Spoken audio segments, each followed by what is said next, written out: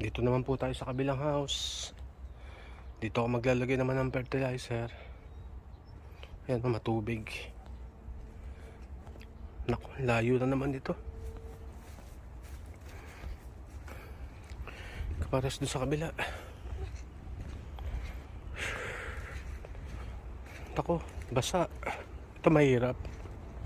Tapos basa pa yung fertilizer na to. Ayan o.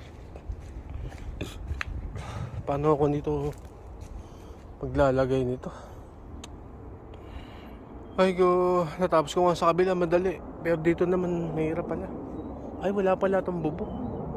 Lalagyan pala ito ng plastic pa. Pinalalagyan lang ni Sadyang Nim ng wala man boots.